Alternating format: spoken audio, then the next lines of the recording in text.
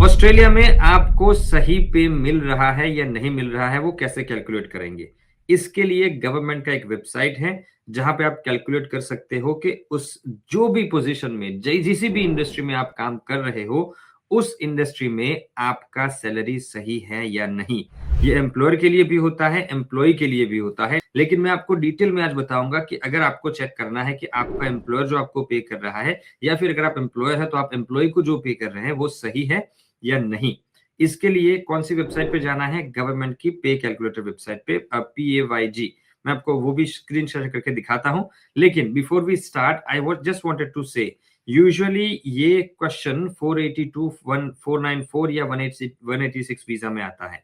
जहाँ पे income threshold जो टिस्मिट या CSIT जिसको बोलते हैं, वो ज़्यादा है 76,515 है अभी, और वो भी नेक्स्ट जुलाई से बढ़ जाएगा।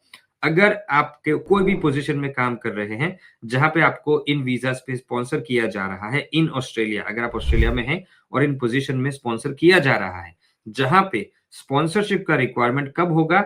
जब आपका वीज़ा ग्रांट होगा तब। लेकिन उससे पहले आपका सैलरी कम है। फॉर एग्ज़ाम्पल 77,515 होना चाहिए, उसकी जगह आपका मान लीजिए कि 60,000 है या 65,000 है। तो वो सैलरी आपका वैलिड होगा या नहीं? तो यस, वो वैलिड होगा। अगर आपका वीज़ा ग्रांट नहीं हुआ है, आप ब्रिजिंग वीज़ा पे काम कर रहे हैं, तो आपका कोई भी सैलरी हो सकता है। कोई भी मतलब कि, लेकिन फिर भी मैं आपको जो दिखाने जा रहा हूँ, जिसको बोलते हैं अवार्ड वेजेस, तो कोई भी सैलरी हो सकता है, लेकिन अवार्ड वेजेस से कम नहीं होना चाहिए।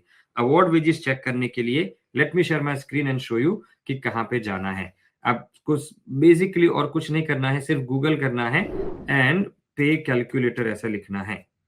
पे कैलकुलेटर PAYG।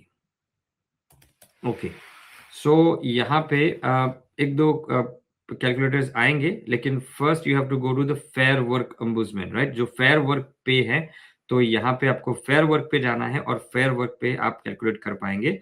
आप आई होप कि everybody can see my screen. Yes, Chirag ji का कमेंट रिमूव कर लेते हैं। Chirag ji, thank you. अब यहाँ पे जाके आप स्टार्ट कर सकते हो कि यू व्हाट यू आर, आपको सिलेक्शन करने हैं। I am an employ looking for the pay rates, यहाँ पे सिलेक्ट करना है। जो भी डेट है वो डेट सिलेक्ट करना है। नेक्स्ट सिलेक्ट करोगे, आपको पूछा जाएगा कि do you know your award, आपको अपना अवार्ड पता है? तो नहीं, मुझे अपना अवार्ड नहीं पता है। अगर आपको अपना अवार्ड पता है तो सिलेक्ट कर सकते हैं, लेकिन अगर नहीं पता है तो ना बोल दीजिए और नेक्स्ट पे चले जाइए। नाउ आपका ऑक्यूपेशन टाइप करना है। चिराग जी, आपका ऑक्यूपेशन क्या है? बेसिक आपने बताया है, लेकिन आपने अपना ऑक्यूपेशन नहीं बताया है। सो फॉर एग्जांपल आप टाइलर हैं शायद, सो टाइलर ले लेते हैं, टाइलर के।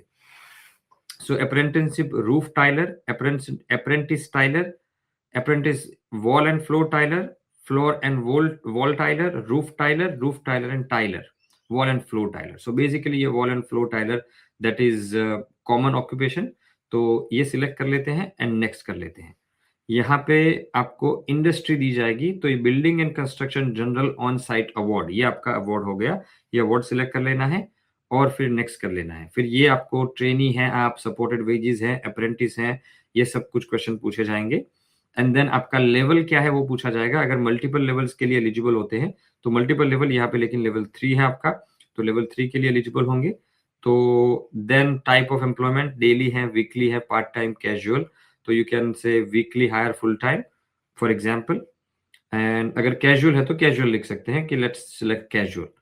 So now we go to the next and by please answer the following. अगर आप क्या what trade or work you are employed to do, अगर आप ये ट्रेड हैं तो कौन सा ट्रेड कर रहे हैं?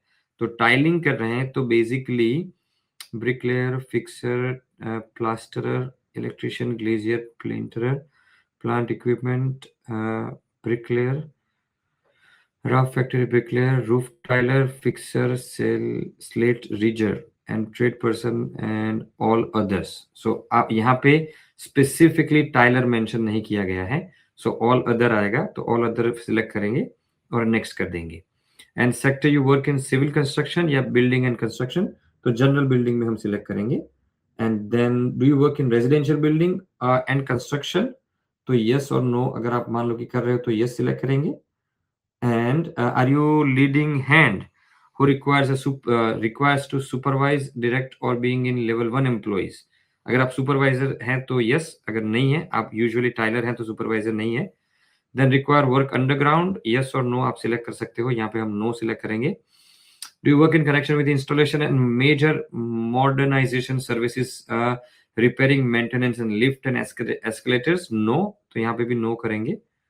एंड खत्म ही नहीं रहा इनके क्वेश्चंस, तो ये देखिए, सो मेनी क्वेश्चंस. यूजुअली इतने क्वेश्चंस नहीं होते, लेकिन ये बिल्डिंग या ट्रेड ऑक्यूपेशंस होते हैं, उसमें थोड़े से ज्यादा क्वेश्चंस होते हैं.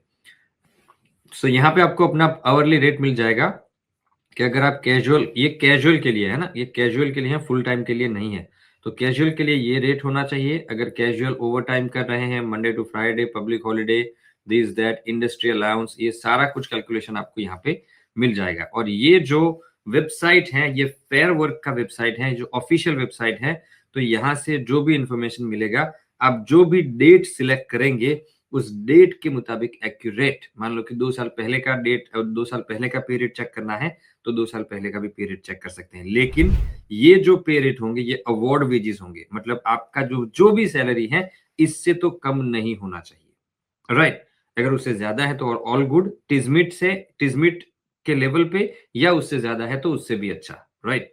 लेकिन अगर आप अपने 482, 494 या 186 वीजा कर रहे हो और उसका ब्रिजिंग वीजा चल रहा है, अभी तक वीजा ग्रांट नहीं हुआ है, तो आप अपने अवार्ड वेजेस या उसके अबोव सैलरी पे काम कर रहे हो, तो यू कैन कंटिन्यू वर्किंग. आपको उसमें टिजमिट सैलरी का पे जरूरी नहीं होगा. लेकिन जब वीजा ग्रांट हो जाता है, देन इमीडिएटली आपको टिजमिट का सैलरी शुरू कर देना है. I hope that is clear to everyone.